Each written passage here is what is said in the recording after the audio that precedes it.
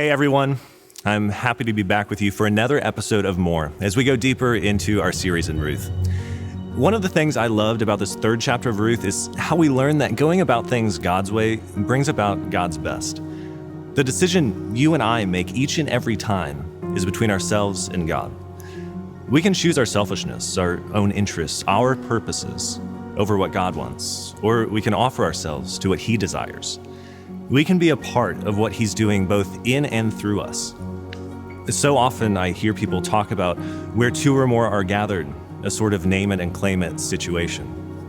That verse out of Matthew says, "Truly I say to you, whatever you bind on earth shall be bound in heaven, and whatever you loose on earth shall be loosed in heaven." But what that verse is actually saying is that whatever is bound in heaven is what should be bound on earth, and whatever is loosed on earth needs to be what has been loosed in heaven. We're supposed to get on the page of God. He doesn't need to get on ours. Our goal is to pursue His best, and when we're about His business and what He's doing in and around us, we're a part of something incredible.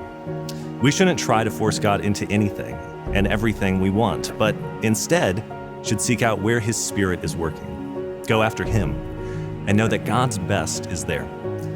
It's always so easy to choose ourselves and our own interests, but when we seek after God's best and are after His purposes, we encounter something far better and vastly different than what we could ever do on our own. Going about things God's way brings about God's best because we're in step with Him. He can dwell in those moments. He'll show us the way. We just need to faithfully pursue His interest, His best.